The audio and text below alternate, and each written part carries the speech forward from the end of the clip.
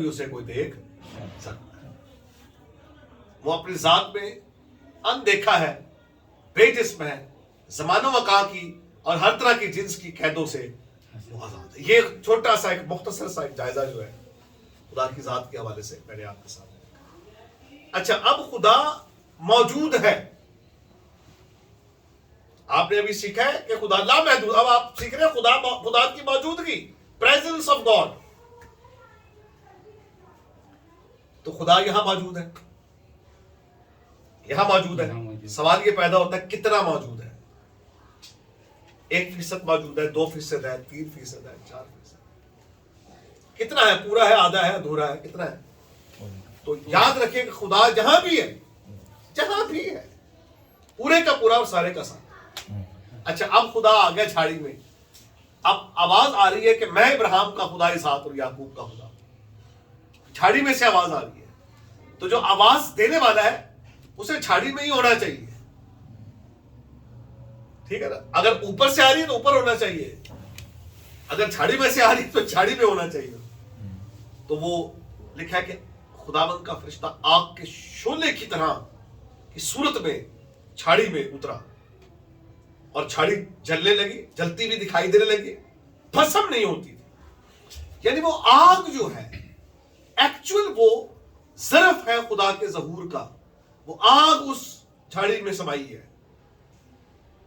तो अब यहां पर डुअल एक मैनिफेस्टेशन है, आग दिख रही है, झाड़ी दिख रही है, झाड़ी है और उसके अंदर आग की सूरत में इलाही जात जो है वो हमें उतरती नजर आ रही है, जो मुतकल्लिम हो रही है।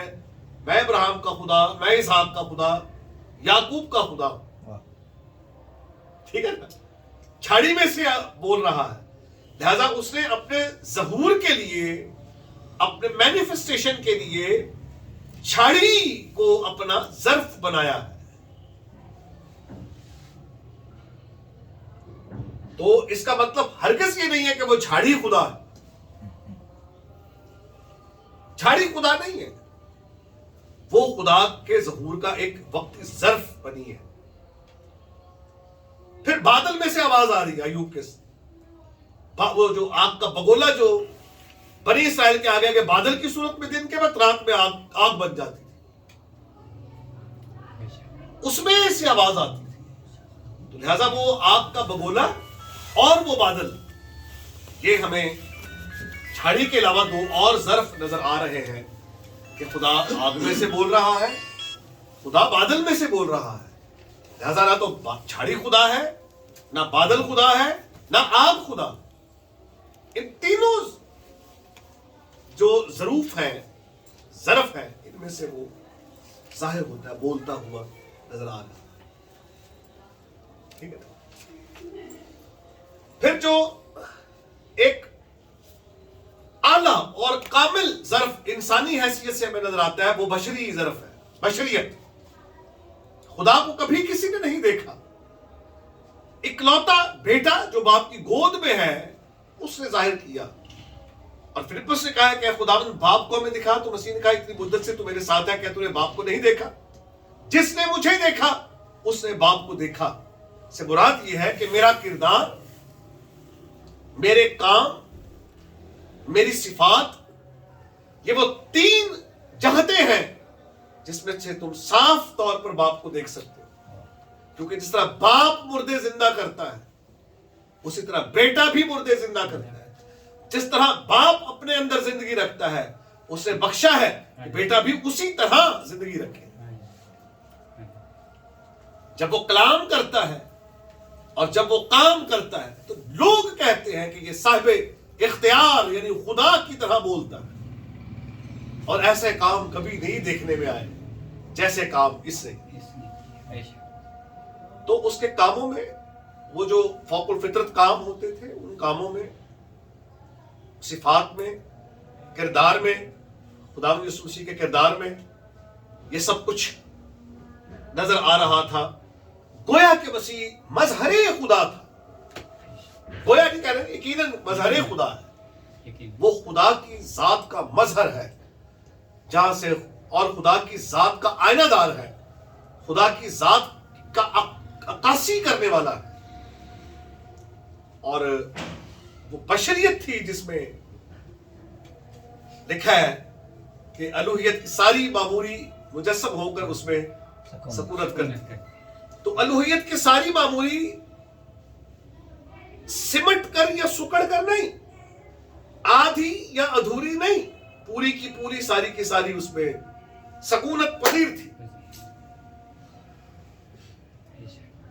لیکن اس کا مطلب ہرگز یہ نہیں کہ وہاں ساری کی ساری جب سمٹ جائے آ جائے تو پھر وہ ساری کی ساری کہیں اور نہیں رہتی، پھر تو وہ ساری رہتی نہیں، پھر تو وہ دھولی ہو جاتی ہے. پھر تو کہتے ہیں کہ کامل خدا کہا، لکھا یہی تو ہے کہ ساری کی ساری معمولی، پوری معمولی اگر جھاڑی میں اترا ہے تو اس کا مطلب یہ ہے کہ سارے کا سارا ہے. لیکن وہاں سارے کا سارا ہوتے ہوئے وہ کائنات میں بھی سارے کا سارا اور کائنات سے پرے بھی وہ سارے کا سارا ہے. سوئی کی نوک پر بھی اگر وہ ہے تو سارے کا سارا ہے، اور وہاں ہوتے ہوئے سارے کا سارا کائنات میں بھی سارے کا سارا. لوگ کہتے ہیں کہ خدا جو ہے، اچھا اس کے حوالے سے بہت سارے معاملات ہیں. چلے بالفرض اگر یہ ہم کہہ دیتے ہیں کہ خدا کچھ جگہوں پر ہے اور کچھ پر نہیں ہے تو پھر محدود ہو گیا، پھر وہ ہمارے جیسے ہی. پھر اس کا ظہور جو ہے، مطلب یہاں جو ساری چیزیں ہم سیکھ رہے ہیں، پھر تو اس کا انتقال ہوگا نا. جیسے ہم ایک جگہ سے دوسری جگہ منتقل ہوئے تو وہ منتقل ہو گیا. یہ تو محدود اشیاء کا خاصہ ہے اور وہ لامحدود ہے. اس کا مطلب یہ کہ اس کا انتقال نہیں ہے، ظہور ہے اس کا.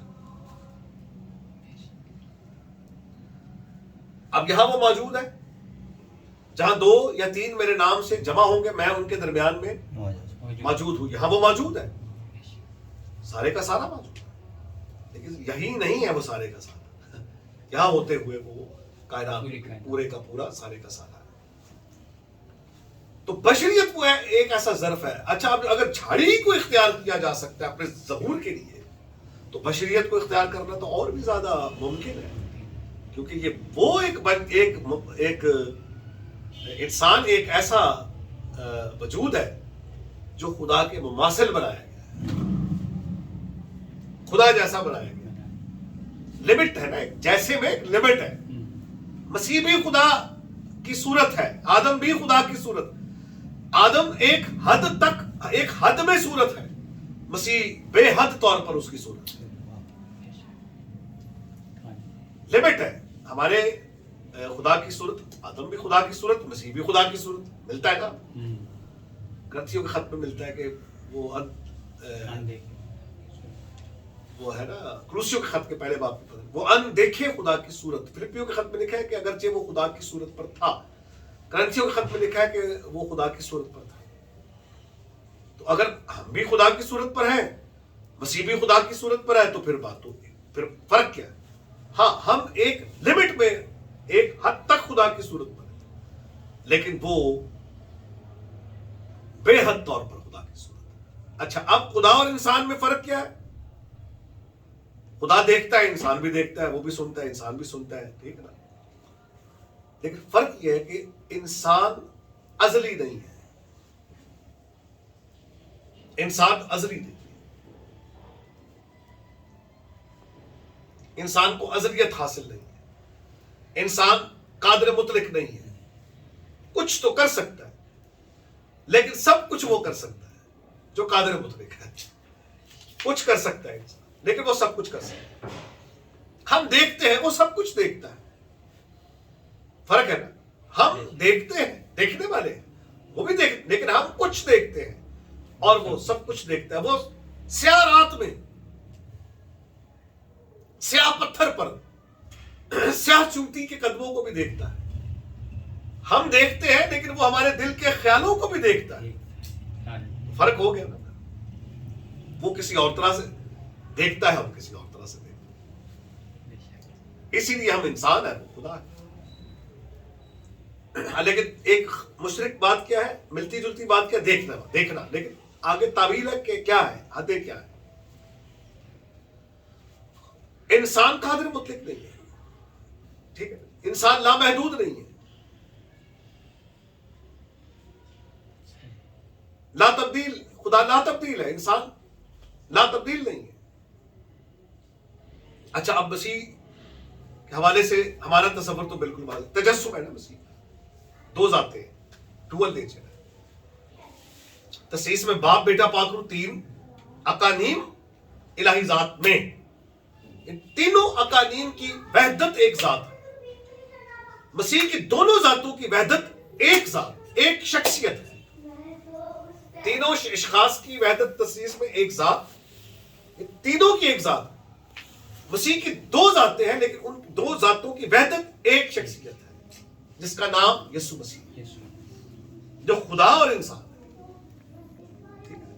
اچھا, اب الوہی اعتبار سے, ڈیوینٹی کے اعتبار سے مسیح کہہ رہے ہیں کہ جہاں دو یا تین میرے نام سے جمع ہوں گے میں ان کے درمیان میں موجود ہوں. ایک مقام پر کہہ رہے ہیں کہ غریب غربا ہمیشہ تمہارے ساتھ ہے لیکن میں تمہارے ساتھ نہ رہوں گا. پھر کہہ رہے ہیں میں دنیا کے آخر تک ہمیشہ تمہارے ساتھ ہوں.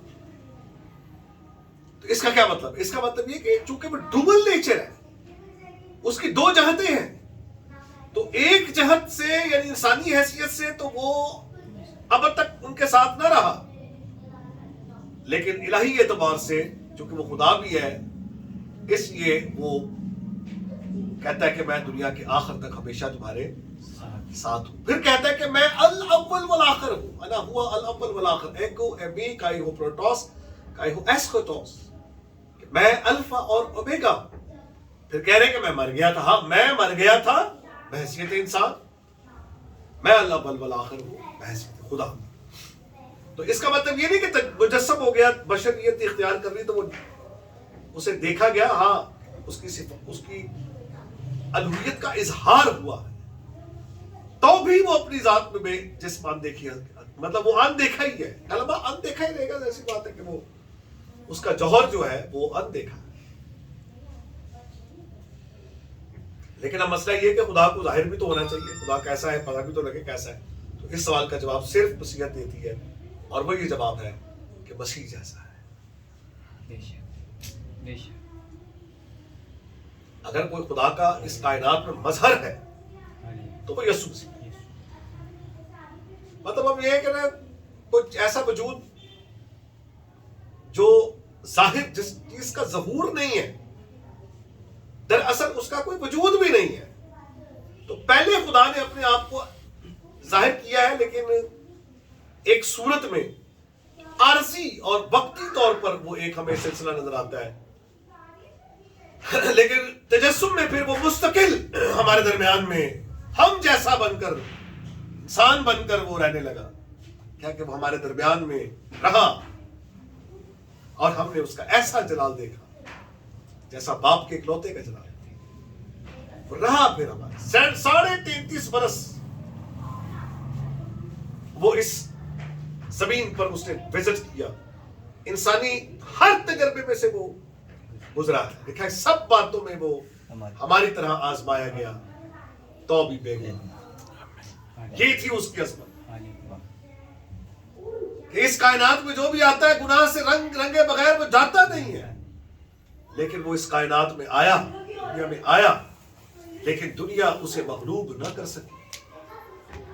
مسیح کہہ رہے کہ میں دنیا پر غالب آیا ہوں,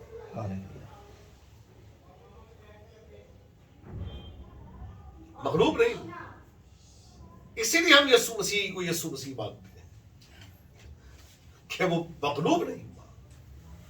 کائنات میں ایک ایسا انسان بھی چاہیے تھا جو موت پر, ابلیس پر اور گناہ پر غالب رہ کر دکھائے, اور ایسا انسان ہی دراصل خدا کی فتح کی دلیل ہے. اس کے بغیر خدا بھی ہارا ہوا ہی نظر آتا اور شیطان جیتا ہوا نظر آتا. خدا کو ایک ایسی انسانیت پروڈیوس کر دی تھی, ایک ایسا انسان کائنات میں لانا تھا جو ابلیس اور موت کے سامنے کھڑا ہو کر اس کی آنکھوں میں آنکھیں ڈال سکے اور موت اس کے سامنے کانپے اور تھرتھرائے. یہ وہ بشریت ہے, اس کی بشریت بھی بے مثل اور خالد. الوہیت تو بہت دور کی, کیونکہ خدا اور انسان کا کیا مقابلہ ہے, شیطان کا کیا مقابلہ ہے, انسان کا اور شیطان کا مقابلہ ہے. اور شیطان کا جو فاتح ہے, شیطان پر کوئی فاتح چاہیے تھا. فاتح شیطان, فاتح موت, فاتح قبر, فاتح عالم ارواح چاہیے تھا اور وہ خداوند یسوع مسیح، اس نے زندہ ہو کر موت پر فتح ظاہر کی، بے گناہی کے عالم میں رہ کر اس نے گناہ پر غلبہ ظاہر کیا۔ عالم ارواح تیسرے دن جب مردوں میں سے زندہ ہوا ہے تو عالم ارواح پر اس نے اپنے غلبے کو ظاہر کیا۔ اس نے بڑی شان سے یہ جملہ فرمایا کہ میں مر گیا، میں الاول والآخر ہوں، میں الفا اور اومیگا ہوں، میں مر گیا تھا اور میں زندہ ہوں اور عبد الآباد تک زندہ رہوں گا۔ یہ دعویٰ کسی ایک عام انسان کا نہیں، کوئی ایک محض انسان یہ دعویٰ نہیں کر سکتا، کیونکہ موت نے سب پر ہاتھ صاف کیا۔ اور عالم ارواح کا جو زور ہے وہ موت کے بعد ہی ٹوٹنا تھا۔ اصل مقام پر جا کر اس نے موت کے بند کھول کر موت پر اپنی فتح ظاہر کی، اور وہی ایک ایسی انسانوں میں سے ایک ایسا انسان ہے جو فاتح ہے، بے مثل ہے۔ اس جیسا کوئی انسان ہے ہی نہیں، انسانیت کے اعتبار سے بھی اس جیسا کوئی انسان نہیں، یعنی انسانی پہلو جو ہے مسیح کا وہ بھی ہر طرح سے کامل ہے، اور کہیں بھی اس میں داغ دھبا جھری کمزوری نظر نہیں آتی۔ ظاہر تو آپ کو مار کھاتا ہوا نظر آ رہا ہے، ظاہر تو وہ آپ کو مرتا ہوا نظر آ رہا ہے، لیکن اس کی مار کے پیچھے بھی ہماری شفا ہے، اور اس کی موت کے پیچھے بھی ہماری زندگی چھپی ہوئی ہے۔ لکھا اس نے جملہ ہے نا کہ اس نے خوشخبری کے وسیلے سے زندگی اور بقا کو روشن کیا، زندگی کو روشن کیا، بقا کو قائم کیا ہے اس نے، کہ فنا اور موت ہم پر راج کر رہی تھی، مسیح نے اس فنا اور موت کو، اندھیرے کو زندگی اور اجالے میں تبدیل کر دیا۔ تو اس کی جو پریزنس ہے اس صورت میں بھی، تجسم کی صورت میں، جب وہ انسانوں میں سے ہوتے ہوئے ہمیں نظر آ رہا ہے، تو رسول کہہ رہے ہیں کہ ہم نے اس زندگی کو دیکھ، وہ زندگی جو ازل سے باپ کے ساتھ ہی ہم نے سنا، دیکھا، غور سے دیکھا اور چھوا، وہ زندگی ان کے ساتھ، وہ پرسنالٹی، زندگی جو یہاں لفظ استعمال ہو رہا ہے وہ پرسنالٹی کے معنی میں استعمال ہو رہا ہے، پرسن کے معنی میں، وہ پرسن، ڈیوائن پرسن، بیٹا جسے ہم بیٹا کہتے ہیں، خدا کا کلمہ جو اس کی ذات کا نقش اور اس کے جلال کا پرتاؤ ہے، مسیح وہ ہے جو غالب آیا، جس کے وسیلے سے عالم پیدا ہوئے ہیں،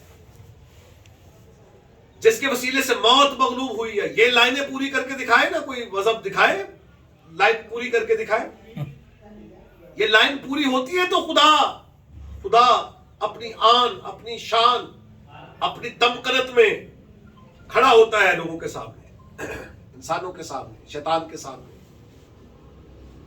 انسان کو لاتا ہے، درمیانی کو لاتا ہے، آ جاؤ، کیونکہ بگاڑ کہاں پیدا ہوا ہے؟ خدا کے منصوبے میں۔ کس کے وسیلے سے؟ انسان۔ تو اب انسان پروڈیوس کرنا پڑے گا، جس کا ذکر پہلے کر دیا گیا، وہ کہاں پیدا ہوگا، کس قبیلے، سب نشاندہیاں کر دی گئی، اور وہ جب آیا ہے تو پھر اس نے اپنا سارا مشن جو اس کے سپرد کیا گیا تھا، کیا کہا مسیح نے کہ تمام ہوا۔ اے باپ، وہ کام جو تو نے میرے سپرد کیا تھا، میں نے اپنی بشریت کو صلیب کے مذبح پر پیش کر کے، انسانوں کا کفارہ دے کر، اپنا خون بہا کر اسے پایہ تکمیل تک پہنچا دیا، تمام ہوا۔ لوگوں نے سمجھا کہ دی اینڈ ہے، نہیں، وہ دی اینڈ نہیں تھا، دراصل وہ بگننگ تھی، وہ نیو لائف کی، نئی زندگی کا آغاز تھا، اس میں مسیح تیسرے دن مردوں میں سے زندہ ہوا، شاگردوں پر ظاہر ہوا، اور پھر وہ آسمان پر اٹھایا گیا، خدا کی دائیں طرف جا کر بیٹھ گیا۔ آمین۔